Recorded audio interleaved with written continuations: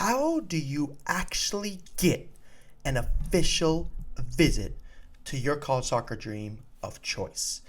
This is the College Soccer Guy on the How to Play College Soccer podcast, and I'm going to get into it right now. So, you want an official visit. Of course you do. Who doesn't want an official visit? There are a couple rules here, and I don't want you to get too bogged down with the rules because it's so rare that it actually affects you, and I think a lot of people hear the NCAA rules and then they're not sure what to do and then they don't really do anything. But if you have to deal with the rules, it means you're doing something right because it means that a lot of coaches are talking to you. So at the D2, D1 levels, you're only allowed 5 official visits, which is plenty. D3 levels, they tend to call them official visits, but technically they're not. D3s don't have official visits. And there's also a slight extra complication in that. With NCAA Division II schools, you can actually train with the team on your official visits, which you cannot do with Division I or Division III schools. Like I said, none of this really matters. All that really matters is you want to get as many official visits as possible. When the rules become an issue, we can deal with that part. An official visit basically is where the coaching staff and the school is going to pay for your meals and your living arrangements. And typically living arrangements means living with the guys. They're not going to traditionally pay for a hotel. Okay, it's not college football or college basketball or baseball. Okay, there's not a lot of money in college soccer. In fact, there's basically no money for TV rights and whatnot. Like schools don't traditionally make money from college soccer. They make money because students like me, for example, choose to go to a school that has a soccer team and pay tuition, and that's how the schools make money. So that tends to be why they have soccer teams, because the soccer teams themselves make very little to no money for most teams. So in saying that, the official visit is not going to be something crazy that they talk about on like football teams and whatnot. This is soccer. Now, in saying that, it's still freaking amazing and cool. My official visit changed my life forever. Like literally, I went to my first college party. I got to see what it was like to be a college athlete.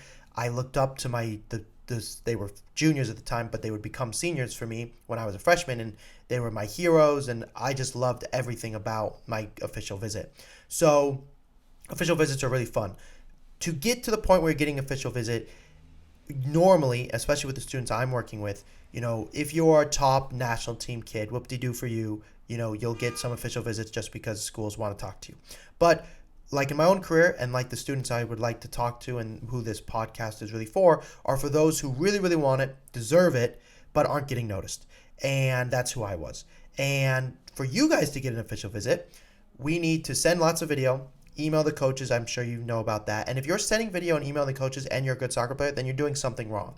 Either your video is not good, the way you're writing emails isn't good, the way you're responding to emails isn't good. There's a lot of things that could be going wrong, and of course my job is to fix that, and we can schedule a call to figure that out. But when you're going on your official visit, it's an exciting time. This often leads to an offer, and that's how my offer was made, was after an official visit. That's how I would say 60 to 80% of my students receive offers soon after their official visit, whether it be during the campus tour, like on the campus tour that the coaches are taking you on, or a couple weeks after, or a week after even. So what happens really? So your son or daughter, or if you're a student, you're listening to this, you're going to show up on campus, okay? Coaches are going to kind of take you. Parents, you have to go bye-bye. The students will then go hang out with the players. They'll probably join them during lunch, or maybe it could be during a game that you're on this official visit, and then that night is kind of when the official visit starts. It can happen in various ways. They'll have you listen in the locker room talk. Basically, you'll get to be a college soccer player for a day. Now, this is kind of hush-hush, but the NCAA aren't listening to me. I hope not anyways. But on my official visit, what can happen is you can go and play with the players. I talked about that at the D2 level. That's allowed. Like the coach are going to watch you. It can so happen that the players that aren't playing any minutes that day are going to go play soccer. And what happens is you may go kick the ball with them for a couple minutes, and those players might report back to the coach and say, hey, coach, he was really good, or she was really good. I think you should put him on our team. And because the coaches aren't allowed to watch you. But now the players kind of secretly, unspokenly were able to see you, because there's all these NCAA rules, all of which are really dumb. I won't even get into that. I hate the NCAA. Now, I love college soccer and everything, but I think the NCAA is just, for soccer, they just screw up all the rules. But I'm not here to change the rules. I'm here to just help you get recruited. So it's possible that on your official visit, you could be playing soccer with the players, and that could be a huge part of the recruiting process. So Just keep that in mind. Bring your boots. Now, you're on this official visit. You're going to maybe go to some classes with the kids. You're going to have lunch with them. You're going to sleep over with them. If you play a game, they may take you out that night. Please, and in my case, we went out. And I wasn't like the number one recruit when we were going out. I was probably the top two recruits for my Division I school. There was one other player who was kind of, it seemed to be known to everybody that he was like the number one guy. And we went out, and he was like cool, and he was cool in high school. I was not cool in high school. I wore like a soccer jersey every single day to school, like a full Chelsea kit, like shin guards, socks included, until like my senior year. Anyways, my point is, because I'm obsessed, my point is, there were girls who wanted to talk to him, and he was very good. He was like, nope, this is my official visit. I'm behaving. That's where you can really screw up your chances.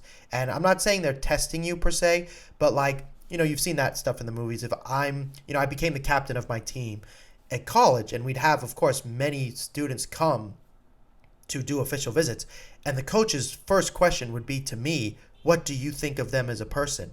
And I would judge them on behalf of the coach because he trusted my opinion, and I would basically give them the thumbs up or the thumbs down.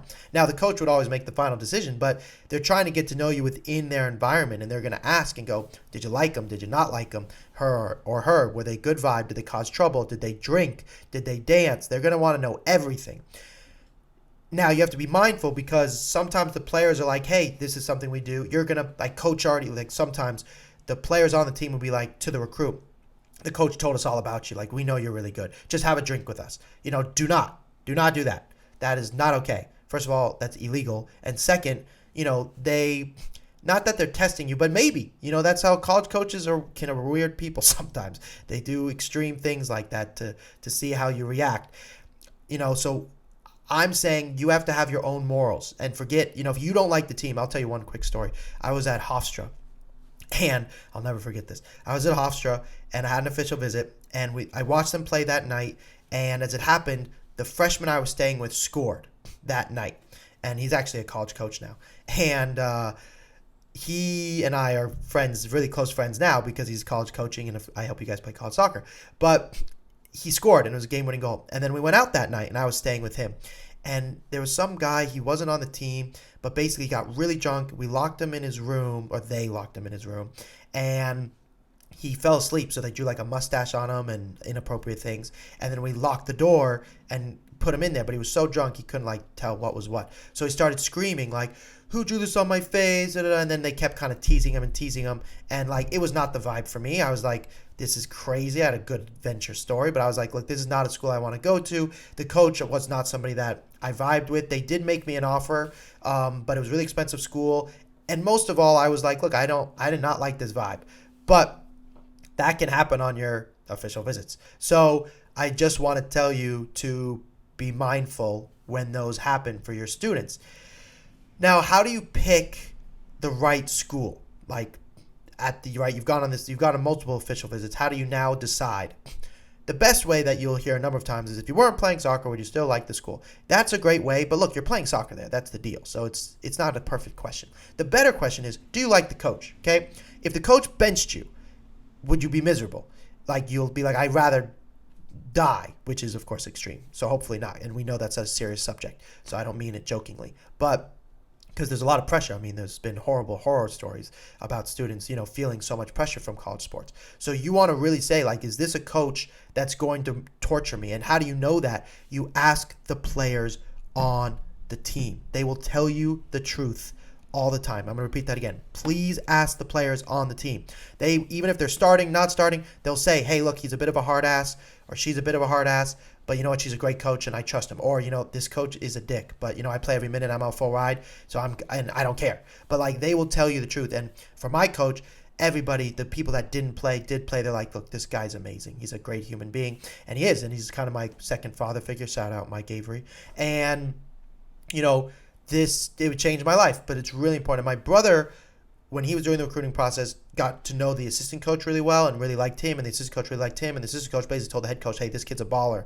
And my brother went on as like a top recruit for this D3 school, and the coach was miserable. And my brother, oh my gosh, there was like a gun pulled on him at one point. It was a horrible thing, horrible. So that's really how I actually got started in this industry, is because I want to make sure that you don't end up in a position like my brother, who was like, really, really depressed. So if you want more help, give me a call. Links in the bio. I'm very excited to help you through this process, and we'll talk soon.